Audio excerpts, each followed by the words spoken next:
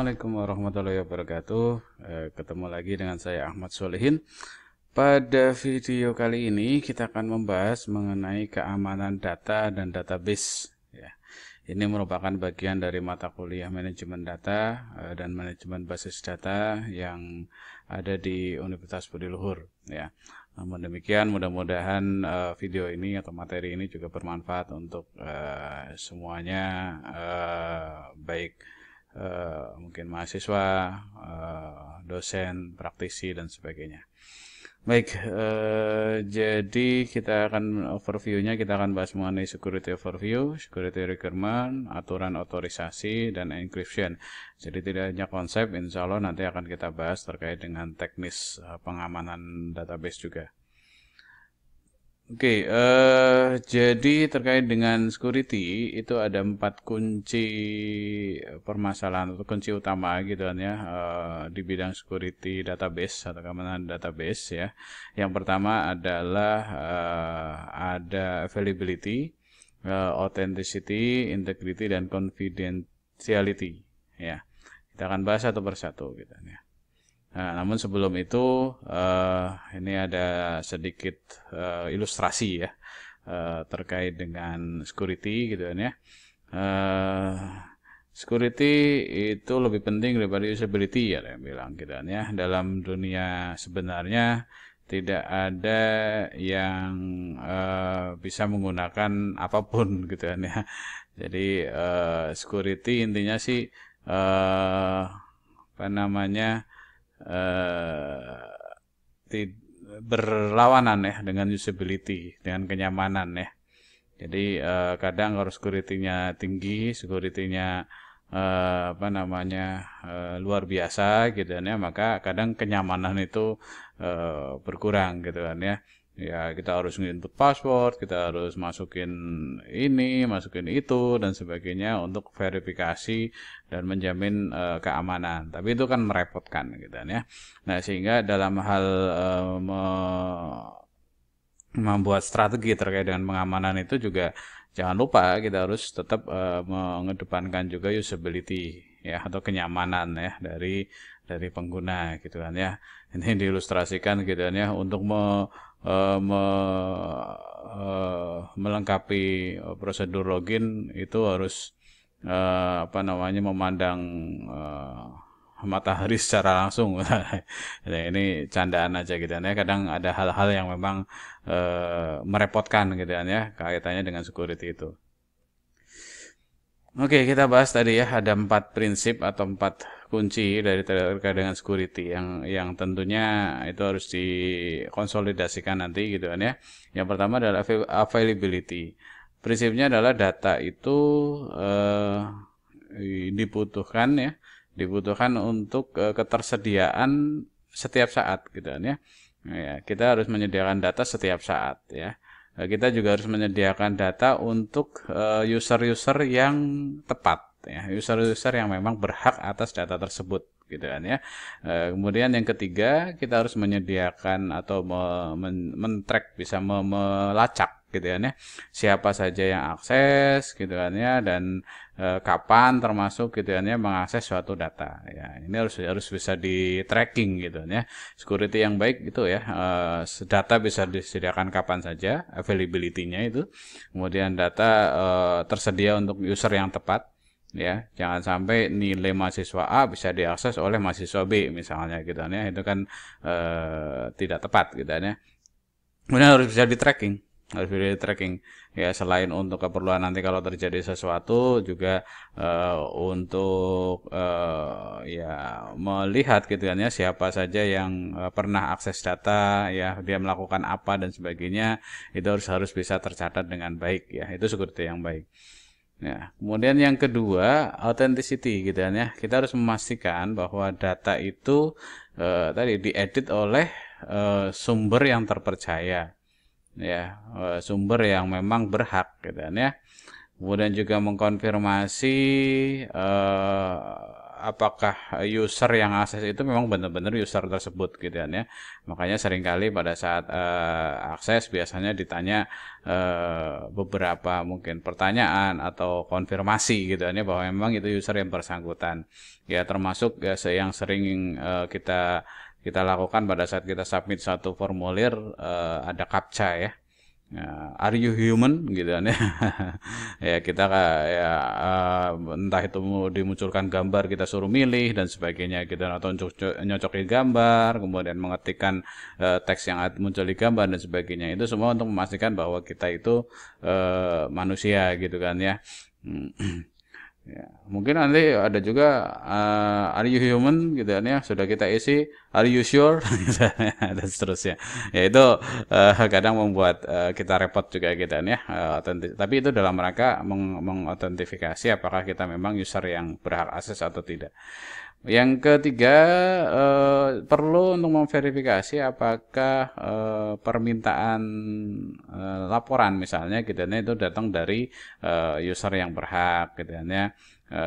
Termasuk juga mungkin memverify apakah data-data yang mungkin keluar ya, yang diekspor, disimpan dan sebagainya itu nyampe ke tempat atau ke penerima yang tepat gitu ya, yang diharapkan dan seterusnya. Ya, ini dalam hal komunikasi data gitu kan ya, kan bisa jadi data-data tersebut dicuri pada saat dikomunikasikan dengan pihak lain ya. Ya, yang ketiga adalah integritas data. Kita perlu memverifikasi apakah eksternal data itu memiliki format yang tepat, yang benar gitu kan ya. Dan juga metadata yang lain, yaitu bagian dari integritas gitu kan ya. Ya misalnya ada data yang memang berasal dari sistem yang lain, ya harus bisa dipastikan gitu ya, kodifikasi jenis kelamin apakah itu sama atau tidak dan sebagainya. Kalau ada null itu bagaimana dan seterusnya, itu perlu diverifikasi, perlu dipastikan integritas datanya. Yang kedua, perlu melakukan verifikasi seluruh input ya, bahwa input itu akurat dan verifiable. Ya, jadi input itu akurat ya. Ya, ini sering saya analogikan ya, untuk perlu adanya validasi pada saat inputan. Ya, saya analogikan misalnya tempat di ATM ya, mesin ATM gitu kan ya, tempat masukin kartu ATM itu dibuat pas ya, dibuat fit gitu ya, sesuai dengan kartu ATM yang standar. Ya, artinya kalau mau mengandalkan kenyamanan kan bikin aja yang gede gitu ya, biar masukinnya gampang, tidak kesulitan user memasukkan itu gitu ya. Nah, namun kalau dibuat besar gitu kan ya, ya nanti bisa jadi ada sendal yang masuk ke situ gitu kan ya. Ada sendal, ada sepatu bisa masuk ke situ gitu kan ya. Siapa tahu sendal jepit bisa nanti keluar 100.000 kan, lumayan gitu kan ya. Itu kalau inputannya tidak dibatasi. Oke, kemudian yang ketiga juga kita harus memastikan bahwa data itu mengikuti ya aturan flow yang tepat gitu kan ya. Artinya misalnya kita bisa mendapatkan nilai ujian misalnya saat kita sudah mengikuti ujian. Nah, itu data itu mengikuti aturan flow. Jangan sampai nilai ujian itu muncul tapi kok mahasiswa itu nggak ikut ujian tapi nilainya ada. Nah, itu perlu dipertanyakan integritas datanya. Yang berikutnya adalah kita juga perlu memastikan bahwa perubahan report ya dan sebagainya itu juga sesuai ya, sesuai dengan aturan perusahaan atau aturan instansi gitu kan ya, dan juga tidak melanggar hukum segala macam ya. Ya, perubahan nilai itu harus tercatat ya, misalnya nilai mahasiswa tiba-tiba harus dirubah ya karena sesuatu dan lain hal, maka harus ada transaksi tersendiri yang melakukan pencatatan itu, atau ada prosedurnya lah untuk melakukan itu dan tidak melanggar hukum ya. Itu integritas data. Yang terakhir adalah confidentiality gitu kan ya. Kita harus memastikan bahwa data yang konfidensial itu ya hanya bisa available oleh user atau people yang tepat gitu kan ya. Data konfidensial misalnya data apa? Data gaji gitu kan ya. Itu ya harus hanya bisa dilihat oleh yang punya gaji tersebut gitu kan ya. Harusnya seperti itu. Ya, ini beberapa perusahaan punya rules masing-masing gitu kan ya. Ini kaitannya dengan sulitnya adalah gini. Kadang kan sistem IT itu dikembangkan oleh internal perusahaan, misalnya bagian IT departemen misalnya gitu kan ya. Yang tentunya IT departemen itu ya karena dia mengembangkan sistem pasti bisa akses semua data, termasuk data penggajian. Nah, ada beberapa perusahaan yang menanggapi itu dengan berbeda. Misalnya katakanlah ada yang strict sekali gitu. Nantinya orang IT nggak boleh melihat data gaji gitu ya. Nah itu repotnya gitu kan ya. Repotnya adalah ya tadi gitu kan ya. Dia harus mendevelop sesuatu yang berkaitan dengan data, tapi tidak boleh melihat data itu gitu kan ya. Nah itu problem gitu ya, masalah yang harus diselesaikan. Ada juga yang mungkin perusahaan yang mempercayakan ke pihak-pihak tertentu saja ya. Jadi orang IT-nya ada yang dipercayalah gitu dan satu atau dua, yang mana nanti kalau terjadi kebocoran data berarti dua orang itu yang dipegang gitu ya. Macam-macam gitu ya, macam-macam strateginya. Tapi intinya sih data konfidensial ini harus available bagi orang yang tepat. Yang kedua bahwa kita harus memastikan bahwa seluruh database itu aman ya dari eksternal maupun internal breach, dari serangan-serangan yang sifatnya eksternal maupun internal ya. Kemudian perlu menyajikan reporting ya, siapa yang akses ya terhadap data dan juga mereka ngapain gitu ya. Ini perlu ada penyimpanan ya, biasanya disajikan dalam bentuk logging ya, log database, log akses gitu ya. Mission critical and legal sensitive data itu harus jadi ini khusus misalnya data-data militer atau data-data yang sensitif itu harus ada apa namanya semacam backup atau risk management ya. Kalau misalnya terjadi mungkin pencurian dan sebagainya gitu ya. Data perbankan itu termasuk data yang sifatnya memang kritikal. Nah, untuk menjaga data itu konfidensial itu ada 4 pilar ya, 4 hal gitu kan ya, agar data itu tetap konfidensial gitu kan. Yang pertama adalah kita harus mencari solusi terkait dengan 4 hal tadi ya. Yang pertama adalah internal data loss, external hacking, itu harus diamankan. Kemudian yang ketiga adalah scoring data if hardware stolen, misalnya komputernya dicuri itu bagaimana gitu kan ya. Artinya harus ada backup. Unapproved administrator akses gitu kan ya. Ini akses dari administrator yang mungkin tidak sesuai gitu kan ya. Yang sering terjadi kadang ini data-data user yang karyawan atau mungkin administrator yang sudah resign itu seringkali tidak dibuang atau tidak dinonaktifkan. Itu bisa jadi bisa diakses itu dari luar gitu kan ya. Itu kan menurunkan sekuritas dari database. Nah, ini apa namanya urutan ya atau piramid ya dari security requirement gitu kan ya. Yang pertama yang tentunya ini setiap layer ini harus dilaksanakan ya dengan baik gitu kan ya. Pertama adalah jaga fisiknya, fisik database. Ya, fisik database itu ya servernya segala macam itu tidak semua orang bisa akses ya, tidak semua orang bisa menyentuh itu, tidak semua orang bisa login dan sebagainya. Kemudian yang kedua logical ini ya tadi ya bisa login bisa apa kalau fisik itu bisa menyentuh gitu kan ya. Kemudian elemen integrity gitu kan ya ini terkait dengan ya bisa akses database-nya siapa saja yang bisa akses tabel siapa aja dan sebagainya. Ya auditability ya itu bicara mengenai logging ya, log harus ada lognya, akses log dan sebagainya. Kemudian aja akses kontrol ya ini ya akses controlling akses terhadap database ya, siapa bisa akses apa. Terakhir dua yang terakhir adalah user authentication dan availability gitu kan ya. Ya, jadi harus melewati layer-layer ini semua baru nanti suatu data itu available gitu kan ya. Nah, itu kalau salah satu dilanggar harusnya itu dicegah dengan baik. Ini adalah requirement untuk bisa mendapatkan satu data, maka secara fisik tidak dilanggar, secara logik tidak dilanggar dan sebagainya gitu kan ya. Ini security requirement database.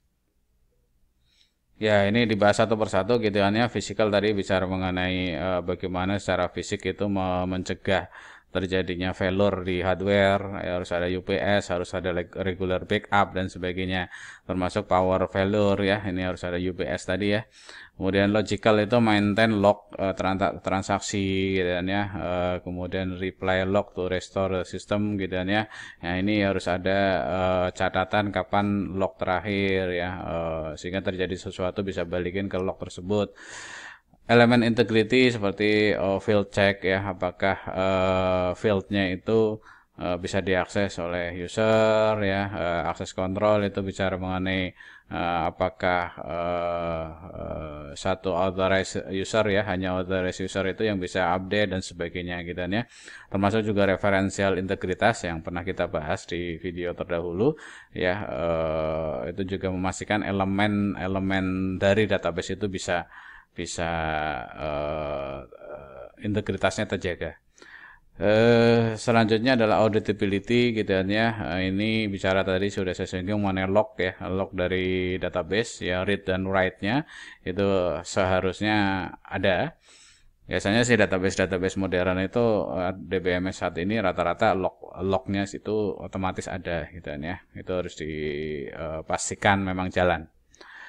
Lalu akses kontrol gitu kan ya, seperti di OS gitu kan ya. Nah, jadi misalnya logical separation by user access ya, berdasarkan user, ada berdasarkan jabatan atau berdasarkan aksesibilitasnya dan sebagainya. User authentication gitu kan ya, ini bicara mengenai password ya, password untuk masuk ke database ya. Bisa juga berbeda dengan OS ya. Jadi kalau akses kontrol itu bisa sama dengan OS, user authentication itu masuk ke database-nya itu bisa berbeda. Kemudian availability, nah ini concurrent user ya, apakah misalnya ada 2 atau 3 user admin lagi login barengan, apakah diperbolehkan atau tidak. Nah, itu kan bicara mengenai rules atau aturan ya. Pada saat misalnya kita cegah, hanya satu admin atau satu user tertinggi yang bisa login, nah maka itu membatasi proses atau akses gitu ya, concurrent usernya dibatasi ya, dan seterusnya gitu ya. Nah, ini contoh otorisasi, aturan otorisasi misalnya bagian pemasaran gitu ya, terhadap objek data pelanggan dia bisa menambah dengan limit kreditnya 5 juta gitu ya. Nah, ini aturan otorisasi ini nanti harus diimplementasikan di database gitu ya, sehingga user bagian pemasaran terhadap data pelanggan itu hanya bisa nambah, tidak bisa ngapus, tidak bisa ngedit ya, dengan limitnya adalah 5 juta. Jadi kalau dia ngentri nilai limit kreditnya lebih dari 5 juta tidak diperkenankan. Itu harus bisa dicegah oleh database gitu ya. Bagian akuntansi terhadap data pemesanan dia bisa menghapus ya, limitationnya nggak ada. Bagian pemenuhan pesanan terhadap data pemesanan bisa membaca, mengubah, menghapus gitu ya, dengan limitation tidak ada dan seterusnya. Ini contoh-contoh aturan otorisasi dari akses per subjek atau per bagian. Nah, sekarang implementasi otorisasi ya secara teknis gitu ya. Ini kita bisa menggunakan SQL Green. Ya, rata-rata di DBMS tersedia. Ini kebetulan kita akan contohkan di MySQL ya. Ada SQL Revoke juga untuk mencabut otorisasi ya. Formatnya kita coba lihat contohnya. Kok lama? Nah, misalnya skenario hak akses, katakanlah si Arif ini hak aksesnya adalah semua tabel terhadap database pegawai Novi ya. Ini hak akses select ya, bisa select semua tabel dalam database pegawai. Itu bisa diatur ya. Dia bisa akses tapi hanya bisa select. Si Adit ini bisa select dan insert untuk tabel bagian dalam database pegawai saja. Yang lain tidak bisa. Jadi dia hanya bisa select dan insert. Si Tera bisa select ke tabel info brief dan bagian dalam database pegawai dan seterusnya. Nah, ini skenario hak akses ya, yang harus dirancang saat kita mengamankan satu database gitu kan ya.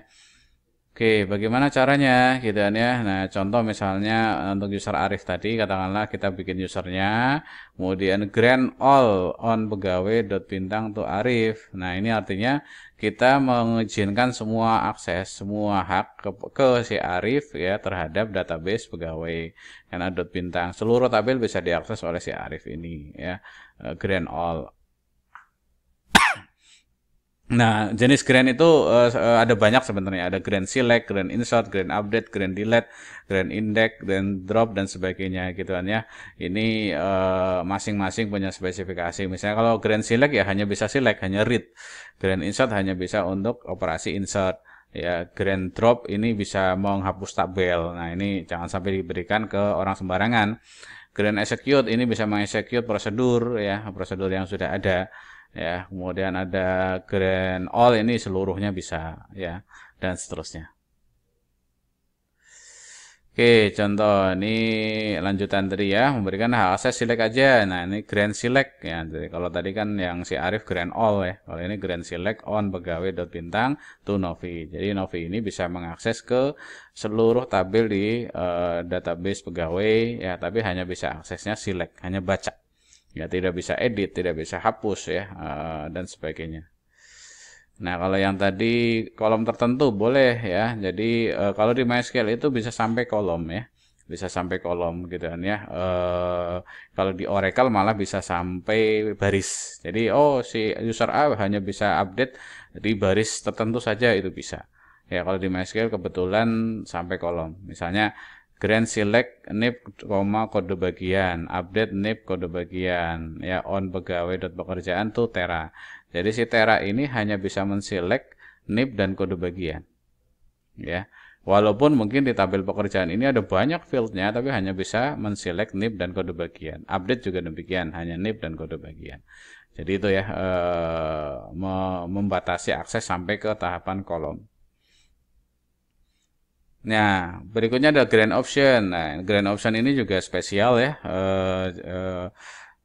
Adanya di belakang di sini with grand option. Kalau kita ada grand option memberikan ke satu user, maka si Sita itu dia bisa memberikan akses. Jadi bisa menurunkan aksesnya ke orang lain.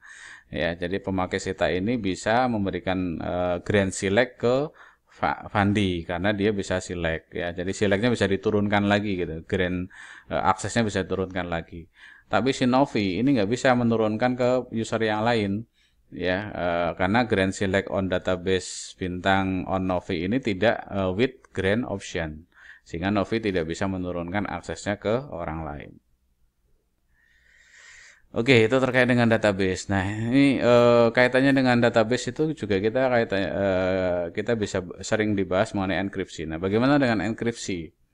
Ya, enkripsi ini terkadang juga digunakan gitu kan ya, tapi sebelum kita menentukan atau memilih enkripsi, kita harus tahu ya data dan database-nya gitu kan ya, apa yang akan dienkrip gitu kan ya, kemudian enkripsi algoritmanya apa gitu kan ya, lalu apakah pakai DBMS yang sudah tersedia di DBMS atau pakai enkripsi yang lain gitu kan ya.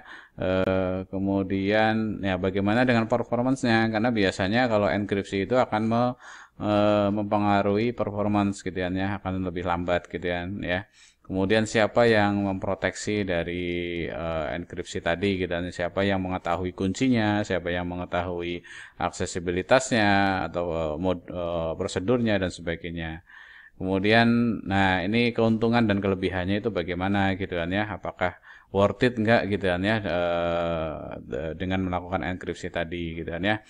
Ya contohnya tadi gitu artinya katakanlah perusahaan misalnya tidak menginginkan pihak internal mana apapun atau siapapun yang bisa mengakses database. Nah, salah satu opsinya adalah enkripsi.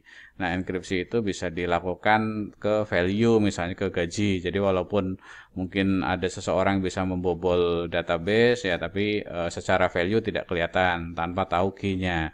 Nah, masalahnya adalah kalau satu nilai angka di enkripsi itu bisa jadi kan algoritmanya itu tidak menghasilkan angka lagi, sehingga itu pada saat oh kita mau menselect atau mau mengurutkan segala macam itu harus di decrypt dulu gitu kan ya. Nah itu membuat prosesnya menjadi lebih lebih lambat gitu ya pada saat select ya. Tapi ya itu di sini intinya sih kita harus mempertimbangkan hal itu, masalah performance gitu kan ya. Oke, kemudian role dari enkripsi gitu kan ya. Sebagian database security teknik itu fokus pada controlling access, password, privilege, encrypting data saat misalnya dikirimkan atau dikeluarkan dari database gitu kan ya. Nah, ini yang harus kita fokus gitu kan ya, password, privilege gitu kan, data enkripsi pada saat mau dikirim dan sebagainya. Itu yang mungkin harus kita perhatikan gitu. Jangan sampai password itu tidak terenkript ya, password untuk masuk ke database atau yang lainnya. Nah, kemudian ya untuk data yang mungkin sudah ada di storage itu ya kadang tidak terproteksi ya. Ini kalau mau aman ya memang harus diproteksi. Oke, kita asumsikan bahwa akses encryption itu sudah digunakan, gitu ya, maka di data storage, jadi di data storage itu bisa ditambahkan enkripsi, gitu kan, intinya begitu, gitu ya. Oke, jadi enkripsi ini bisa meningkatkan ya keamanan dari data ya, misalnya backup dan sebagainya, gitu kan ya. Enkripsi itu seringkali dianggap sebagai ya ini apa namanya pertahanan terakhir lah gitu kan ya dari keamanan database. Saat semuanya sudah dibobol maka enkripsi adalah pertahanan terakhir. Oke, kemudian nah seringkali ini jadi pilihan kalau orang nggak mau repot gitu seluruh database dienkripsi. Ya bisa ya datanya itu dienkripsi semua gitu kan ya. Dan itu ada yang menyediakan DBMS-nya walaupun performance-nya itu akan berkurang cukup drastis kalau seluruh database itu harus dienkripsi semua. Ya, biasanya lebih lambat gitu kan ya. Ini di sini dibilang bahwa SQL Server itu ada ya, ada fasilitas itu. Oke, ini ya ini gambaran yang tadi ya, enkripsi database di seluruh SQL Server ya. Ini prosesnya seperti apa ya, dan ini membuat tadi ya lambat gitu kan ya. Kalau best practice-nya kalau saya pribadi ya untuk data-data yang sifatnya memang tidak terlalu konfidensial ya, sepertinya ini pilihan terakhir lah gitu kan ya untuk dilakukan. Bisa juga partial data encryption ya. Jadi enkripsi hanya ke bagian-bagian tertentu dari objek-objek di database ya. Ini ada rule of thumb gitu kan ya. Encryption a single column ini akan menurunkan 5% dari sisi performance gitu kan ya. Ya, tapi ya ini hanya secara umum gitu kan ya. Artinya semakin banyak kolom yang dienkripsi maka semakin lambat ya database-nya. Nah, sehingga kalau bisa kurangi gitu kan ya. Hanya kalau memang harus dienkripsi maka lakukan enkripsi. Nah, partial data encryption. Oke, nah untuk SQL Server ini Microsoft itu bilang bahwa akan lebih buruk ya performa sekitar 20% ya. Kalau misalnya ada partial data encryption.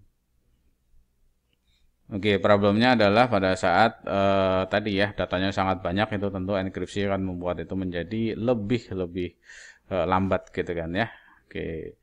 Lalu proses enkripsi saya kira kita semua sudah cukup paham gitu kan ya dari plain text gitu kan ya, teks yang biasa dilakukan enkripsi menjadi ciphertext ya. Pada saat dibutuhkan data yang baru maka dilakukan decrypt dan itu semua butuh kunci ya.